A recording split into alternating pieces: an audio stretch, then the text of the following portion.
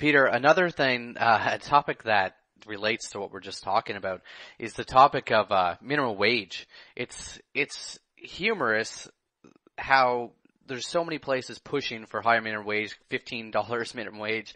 So I've even heard of $20 minimum wage, which is ridiculous. Does this play into what the Fed is thinking about inflation? Because obviously an easy way to push instant inflation is to raise minimum wage. Well, I don't think raising the minimum wage is what causes inflation. It will cause prices to go up for some things, but prices will have to fall for other things. I mean, the only way that you have a general increase in all prices is that the Fed finances it by printing money. But what the minimum wage increase will do is it will make the economy less productive. It will idle more workers. It will make it illegal for more people to work. So there will be a greater number of people collecting unemployment checks rather than paychecks. And so that will make the economy less productive. And assuming the Fed picks up the slack by printing more money, and of course if you have an economy that's less productive with more people who are unemployed and you have bigger budget deficits that need to be monetized, then you will end up with more inflation as a result of the rise in the minimum wage. But it will be the result of the extra money that the central bank creates in order to subsidize all those idled workers. But, of course, the minimum wage is probably the stupidest law on the books, and that's saying a lot because there's so many stupid laws on the books. But this is the stupidest because you're basically passing a law that makes it illegal for low-skilled people to work. And, low-skilled people need to get a job because the only way you can go from having low skills to high skills is to learn it on the job. I mean, sometimes you can get it through an education. You can go to college, but a lot of times that's very expensive. I mean, paying to go to college is a lot more expensive than taking a low-paying job because a low-paying job at least pays you something. I mean, there are people that are paying, tens of thousands of dollars a year to go to college. I mean, that's way worse than getting a job that's under the minimum wage. But a lot of the majors that people have, they don't really learn anything that makes them more employable. The best way for your typical, kid, teenager, young adult, maybe he's not a great student, inner city kid, the best way for him to develop skills is on the job, doing something and getting paid to learn. And the higher the minimum wage is, the harder it is for those kids to get those jobs because you're forcing employers to pay them wages that are much higher than what their skills and productivity are worth. So not only do they not get that first job and get some spending money, and a lot of the people who have a minimum wage job, people keep saying, well, you can't support a family on a minimum wage job. Of course. I mean, you're not supposed to support a family on an entry-level job. You're supposed to support a family once you get a better job. But most people who are living at home, they don't have to support a family. I mean, I remember when I worked and got minimum wage, I mean, it was for gas money for my car. And it was so I could take a girl out on a date. I mean, I had no rent. I lived at home. I just needed a little cash. And anything I had was better than nothing. But meanwhile, at least I started to learn about the world of work. I learned how to, about getting a paycheck, about, you just start to learn. You get jobs. You get other jobs. But to say that, well, because, somebody that's cooking French fries at McDonald's can't afford to pay a mortgage on a house, well, of course not. Don't buy a house if you work at McDonald's. I mean, what do you live with your parents or have a couple of roommates. I mean, that's where these jobs are. That's why people need to aspire to learn more skills and earn more money because then they can afford kids. Then they can afford a house. But don't get upset that, you can't afford a mortgage, on a job that's made for a teenager that's still living at home. That is the problem. You can't look and say, gee, we have these 40 and 50-year-olds, cooking French fries. Why? It's not McDonald's fault that they didn't get a better job. And raising the minimum wage, what are you going to do? They're not going to have any jobs. They'll just have robots cooking the French fries. And who's that going to help? Because you can't just force employers to pay workers more than they're worth. And the people who are hurt the most are not the employers. They'll find ways around it. They'll automate. They'll outsource. It's the poor guy who's legislated out of a job. Now what's he going to do? Turn to crime? Just stay on welfare? What's he going to do? He's been made legally unemployable. So these are the huge problems that the liberals don't want to acknowledge. They want to just feel good about themselves. They want to pass something that makes them feel good. Oh, these poor workers, we're raising the minimum wage. They don't, and then that's all they think. They don't see, wait a minute, we just hurt the people that we wanted to help because now they don't have a raise. Now they got zero. They got a pink slip. They're getting unemployment checks instead of paychecks. That's what's going on. Because businesses aren't charities. They're not, the workers have to be worth it. Now, sometimes, of course, when they raise the minimum wage for everybody, some people will get a pay hike. The most skilled of the low-skilled workers will get a pay hike. But a lot of other people will be fired. So some people will earn the higher wage, but a lot of people will earn no wage. And the higher you make the minimum wage, the more you favor the skilled person over the unskilled person. I mean, if you made the minimum wage $20 an hour, all of a sudden now there could be some, pretty high-skilled people that might want those jobs. They wouldn't take them now. They're not going to take them at $7.25. They'd rather take another job, but maybe that other job has more stress and more responsibility. Hey, if I can make the same money, doing a no-skilled job that I could do in my sleep, and if you're an employer and, all of a sudden, somebody sends you an application and, they went to a really good school and they have a lot of work experience, you're going to hire that guy if he costs you the same amount of money as a guy with no experience. Right? So the higher you make that minimum wage, the more you impact the very bottom end of the spectrum. So, again, the people that you're really trying to help, they get hurt the most. And that's what they don't understand. The people at that entry-level jobs, they don't understand that if the minimum wage does get raised too much. I run my own business, and, if the government's going to force that on you, you're just going to find ways to cut costs, and typically you're going to do automation, and you're going to lose employees. Of course. I mean, it's Econ 101, supply and demand. Demand is a function of price. The more expensive something is, the less demand there is. So the more expensive labor is, the lower the demand for labor, right? If the minimum wage was $100 an hour, hardly anybody would have a job, right? And if it was $50 an hour, well, a few more people would have jobs, but most people would not be. There's always going to be people lost because when people say, well, let's make the minimum wage $10 an hour, well, let's make it 15, let's make it 20. I mean, why stop? Right? What stops is the higher you make it, the more people you're going to make permanently unemployable. That's why I thought that in the U.S., if the Republicans are going to agree to an increase in minimum wage, they should agree to one that happens right away, not that's dragged out over 3 or 4 or 5 years, and it should be a bigger increase because that way people could immediately see exactly how much damage it does, and then they would have a move to repeal it, and then maybe we can get rid of it completely. Because the problem is the minimum wage increases are relatively slow, and they generally happen over time. So it's hard to see how many jobs are being lost because it's it's all mixed up because there's always going to be jobs created, and so the new jobs that are created are going to mask the ones that are destroyed or not created because you don't know what would have happened had the minimum wage not been there. But you can look at other examples where a minimum wage has been abruptly increased. Like look at American Samoa, where a few years ago Congress passed a law and basically, applied our minimum wage to Samoa. And almost immediately, we destroyed the entire employment in the island. Their two biggest employers, Chicken of the Sea and Starkist, basically shut down. You had 20-30% unemployment on the island.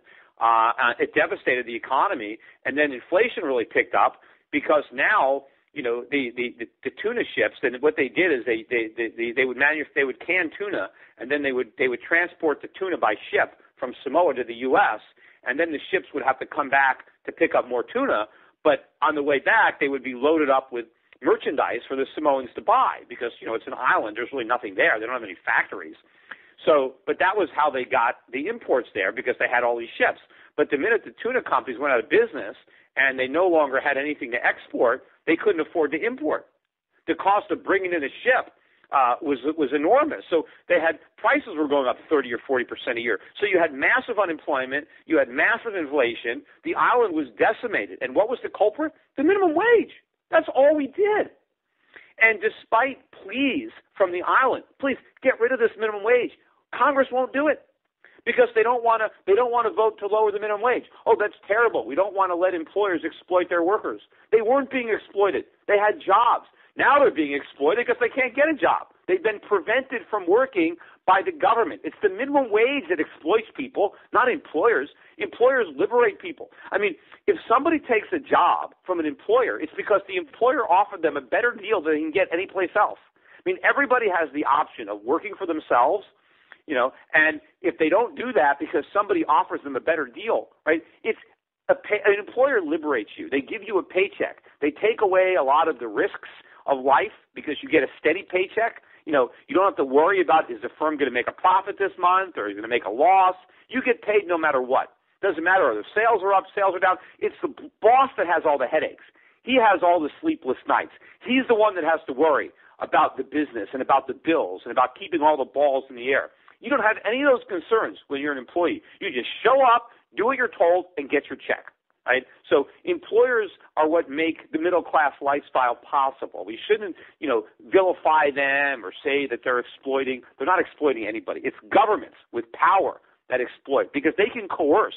Right? They can force you to do things that you don't want to do. An employer, a businessman, doesn't force anybody to do anything. Everybody that works with you is there voluntarily. Your employees are there voluntarily. They can quit whenever they want. Your customers are there voluntarily. They can stop patronizing your business whenever you want. So the businessman has to please everybody. He has to provide a work environment and a pay that makes people want to work for him. He has to provide products of good quality and low price so he can keep his customers. He's constantly having to think about other people. The government doesn't think about anybody. The government can just force you to do what they want. They can take your money, and there's nothing you can do about it, right? Because they can put you in jail. They have a gun. The employers can't do anything. If you want to quit, that's it. If you don't want to shop at their business, they can't force you. Right? So it's amazing that people are so suspicious and of businessmen, of employers, yet they completely trust government. It's the opposite. They should be suspicious and fearful of government and put their trust in free enterprise and business. And the sad thing is if we didn't have entrepreneurs that were willing to go out and take these risks, what would our economy be? It would be, what would it be, communist Russia? Well, yeah, it'd be like the old Soviet Union. I mean, if we didn't have risk-taking entrepreneurship, if we didn't have private capitalism, if it was from each according to his ability to each according to his need, right, if we were all following a Marxist, socialist-type playbook, we'd be poor. And there are countries that have taken that approach, and that's what's happened to them. And it's not until they wake up and realize that, equality is not all that it's cracked up to be. Yes, everybody is equally poor. What's so great about that? I'd rather have inequality where people have rising living standards. I mean, at one point, poor Americans were rich by global standards. The poorest people in America would be the envy of people in other countries. In fact, through capitalism, and you can look at what poor people in America have today, things that kings didn't have 300 or 400 years ago.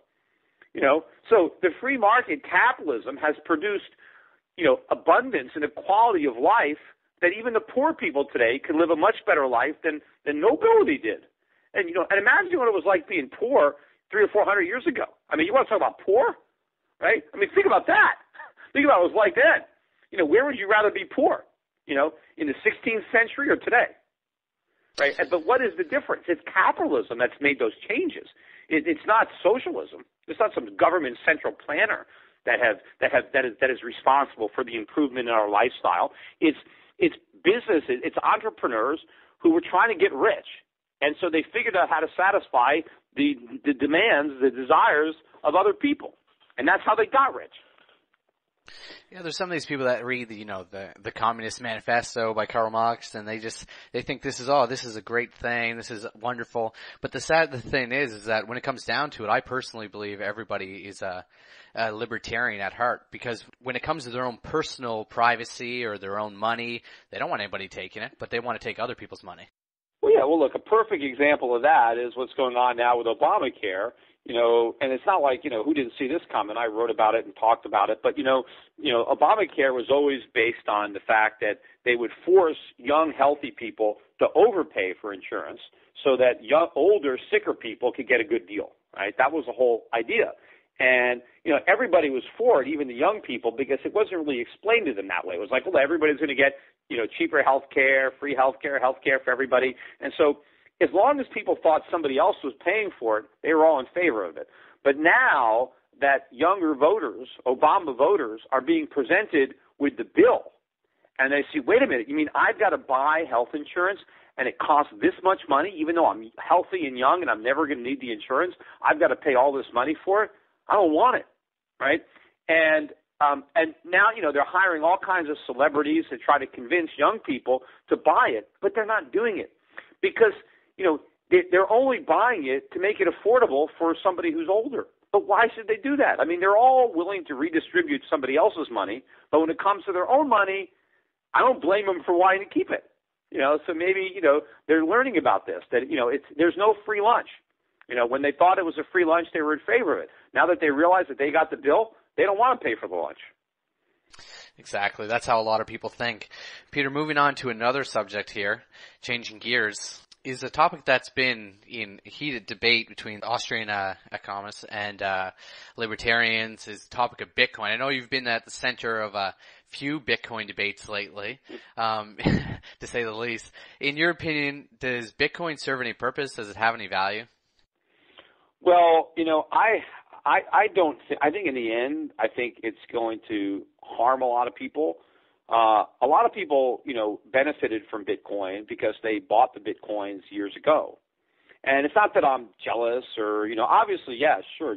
I wish I'd have bought some Bitcoins, when they were practically nothing, right? Because I could sell them now to somebody else who's expecting, the price to keep going up, right? But I think that a lot of people are going to lose a lot of money in Bitcoin. And I sympathize with the whole idea, hey, let's take money away from the politicians and the bureaucrats.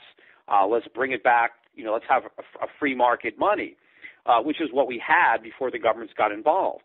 But when the free market had money, it was gold. And other commodities have served as money other than gold. But gold just ultimately became the commodity that was best suited to serve that function. And that's what the free market created. They created gold, and eventually the free market created currencies that were backed by gold. It wasn't, paper money wasn't invented by government. Government just found a way to corrupt it. But, the first goldsmiths, at some point, they issued a warehouse receipt. And that warehouse receipt could circulate as money, even though it had no value on its own, but it had value because you can go to the goldsmith and get gold for it. But where does gold get value from? Gold has value because it has properties, physical properties, that make it desirable. Gold, before it became money, was a highly coveted commodity, particularly by wealthy people. It was a luxury good that everybody wanted. Everybody recognized its value all around the world. Gold was valuable in every country. And so it was something that you can easily exchange. You can relate prices to it. It had a long history of, how much is a cow worth, an ounce of gold, or how much is a suit of clothes, or how much is a bushel of wheat. I mean, people could make value judgments based on what something is worth based on gold. Bitcoin, on the other hand, you can't do anything. Bitcoin has no substance. It has no actual value. There's no way to relate how many bitcoins is a car worth, how many bitcoins is a house worth, how many bitcoins is a barrel of oil. Nobody has no idea because there's no utility in a Bitcoin. There's no intrinsic value there. All you can do with a Bitcoin is give it to somebody else who can give it to somebody else. And so a Bitcoin is worth what you can get for it. You can't use it for anything except trade. And it has no actual value. So if, it's like a bubble. I mean, people can not want it. Now, people say what gives it value is its scarcity. Well, just because something is scarce doesn't mean it has any value. If nobody wants it, it doesn't matter how scarce it is, it has no value. So if people stop wanting Bitcoins, the scarcity is not going to matter.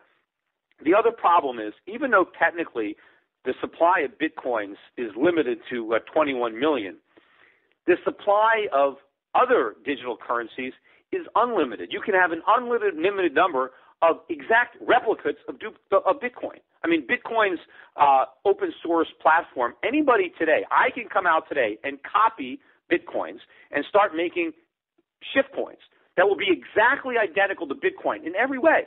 Now, other people can come and improve on the Bitcoin. People can make Bitcoins that are better than Bitcoins, that work better. I mean, you can have hundreds, thousands of digital, so the supply of digital currencies can be overwhelming.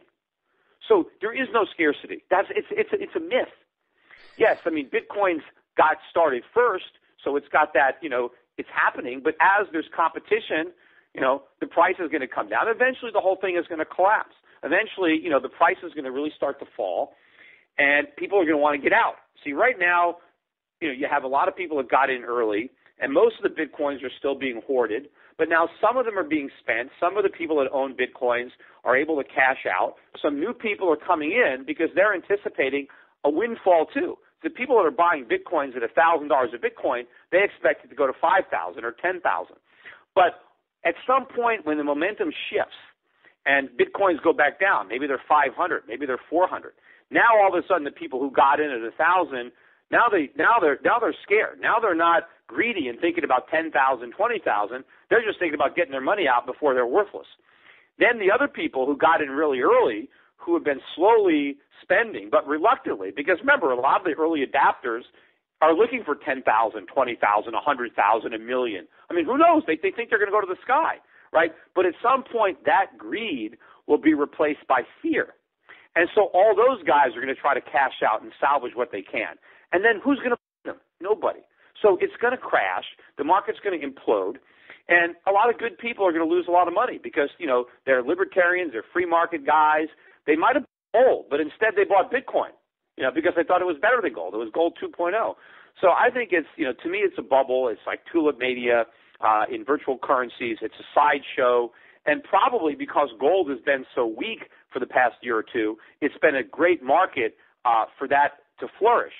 But once the gold market resumes its upward trend, which I believe it will with a vengeance, and, I think that's going to take away some of the appeal of Bitcoin, and that might be a catalyst to prick that bubble. In the meantime, people are mining the hell out of these things now because they want to cash in. There's all sorts of other virtual currencies that are being created, and all sorts of businesses now are starting to accept Bitcoins. And a lot of people think, hey, this is good. It's not good. It's bad. Because as more and more businesses accept Bitcoin, people that own Bitcoins can use them. But the businesses that are accepting them are not holding them. They are dumping them on the market the minute they get them. So that's not accepting Bitcoin. The only way it would really make sense is if a merchant was pricing goods in Bitcoin. Goods aren't priced in Bitcoin. They're priced in dollars. They'll just let you pay in Bitcoin, but only because they're going to dump them on the market as soon as they get them. It would only work if a business was able to price its products in Bitcoins and then pay its rent in Bitcoins and pay its salaries in Bitcoins and pay its taxes in Bitcoins. It would have to be universally accepted as money, but it never will. And it's too volatile to do that. So it is going to implode. And I think if you look at a lot of the people who are promoting it and you listen to what they're saying, there's a lot of irrational thought. There's a lot of, a mental cognitive dissonance. I mean, the same psychological stuff that I see in the real estate market when it's a bubble or in the stock market, I see in Bitcoin. And a lot of people, that Peter Schiff, he's a fool, he's an idiot, he doesn't get it. I don't get it. I don't get the new economy, the new era. I don't get the, it's the same attitude that people had, again, in these other bubbles, right? Instead of saying, well, Peter's a smart guy, I really respect him, he's been right about a lot of things, they say, well, I used to respect Peter Schiff, but now I just think he's a nut. He's just, he's foolish, or he'll learn eventually, instead of trying to think, well, maybe I know what I'm talking about. And it's not just that I regret not having bought them when they were cheaper, or that I think that this is competition for gold because I have a gold company, and so it's not that. I'm looking at it rationally, and I'm coming to that conclusion. I mean, because when I first looked at Bitcoin, I could have bought them if I thought it made sense, but I knew it wouldn't work. But what I didn't do, and what I could have done, is said, I don't think it's going to work, but there are a lot of people who might dumb enough to think it's going to work, and so the price could go up. But I haven't done that in anything. I didn't buy .coms because I thought some idiot would buy them at a higher price, and I didn't buy real estate. I mean, I see bubbles, but then I'm too afraid to get in on it thinking that I'm going to be the fool, right? Because I know it's not going to work, but it's hard to buy something knowing it's not going to work, but thinking that other people won't know it's not going to work, and the price will go up and you'll be able to cash out, But most of the people who are in on the Bitcoins bought it because they believed in it, and they're holding them because they still believe in it. And, what's going to cause them not to believe in it is going to be a crash. and then it'll be out of favor. I mean, because, a lot of the newer entrants into the Bitcoin market, that they're going to lose a lot of money. And then that's bad publicity. I mean, once you have a group of people who has been wiped out in Bitcoin, I mean, even if Bitcoins are 1,000 and then they go down to 100, right? The people that bought them for pennies apiece, they still have a huge profit at 100. But now you have a lot of people who are down 90%, who've lost a ton of money, who hate Bitcoins and anything that has to do with Bitcoins. And that's a lot. That's big damage to your brand. It's hard to, because you have to keep growing. You have to keep getting new and new people into the market to support the price. And all of a sudden you have a big PR gap like that. You get a bunch of new customers who hate the product. I mean, it's pretty much the end of the game, right? Yeah, that's right. I think its true value lies in its ability for merchants. It's really good for merchants. I don't know if it's that great for consumers because it's non-reversible, but for merchants, I can't see why you wouldn't accept it. As long as you're doing, like you said, well, that's what automatically exchanging it to U.S. dollars, right? But that doesn't increase the value, like you said. Right, and again, eventually, if enough people try to spend them, then you won't be able to automatically convert them to dollars because there'll be too many sellers. I mean, it only can work in the beginning. But yes, obviously, when people think that this just shows that Bitcoins are accepted because all these merchants want them. No, it doesn't. It's just an acknowledgement by the merchants that there are people now that are Bitcoin millionaires, right? Why wouldn't you want their business, right? So you just make it easier. And I think when a lot of companies announce that they're going to accept Bitcoins, a lot of people in the Bitcoin community all of a sudden that day want to go there and buy stuff because they want to reward the company for accepting it, because they want to encourage more companies to accept it, because the idea is that the more companies that accept it, it legitimizes the Bitcoins and will cause more people to want to own them, right? So that's the whole thing, to keep the momentum going. But none of these merchants are really accepting Bitcoins because the prices are in dollars. They'll just accept Bitcoin as a form of payment, and then they will immediately sell the Bitcoin for the currency they actually want, right? Which in most cases, if it's in the U.S., is dollars. But how is that different, right? A company accepting Bitcoins, how is that different than the individual who has Bitcoins just cashing out his Bitcoins and then spending his dollars, right? The only difference is instead of the individual selling his Bitcoin, you have the company selling the Bitcoin. But the Bitcoin is still getting sold. It's not being used as a currency. It's just a payment method. But it's actually an inefficient payment method because let's assume I already have dollars and I want to buy Bitcoins just to facilitate payment. Between the cost of buying the Bitcoins for dollars, the whole round trip, that's going to be more than, just the fee I might pay on a credit card.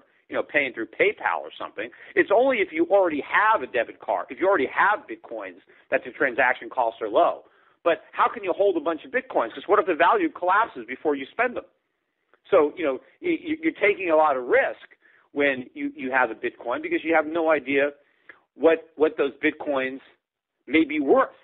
And then the other problem is going to happen, of course, is going to be when the government comes in and cracks down on companies that accept Bitcoin. Because I think what's ultimately going to happen is the companies that accept Bitcoins are going to be required to get information. They're going to be required to get Social Security numbers. They're going to have to file forms because the government is going to want to audit all the people who are spending these Bitcoins. Because if you bought Bitcoins for a little bit of money and then you use it to buy merchandise, the difference between your cost and the value of the merchandise is taxable income as far as the IRS is concerned. And also, I think the IRS is going to be looking at money laundering, and they're going to say, well, if you're accepting Bitcoin, maybe that's a terrorist, maybe that's drug money. So, before you take Bitcoins, we want extra information. And so if all of a sudden merchants are going to have to deal with a lot of paperwork and a lot of compliance work because they took Bitcoins, well, they're not going to take them anymore. And especially when the volatility comes up and maybe there's some risk between, when they get the Bitcoin and when they cash them out. So I think a lot of these companies have started to take Bitcoins. That happened in China. There were a few companies in China that started to take them, and then they stopped.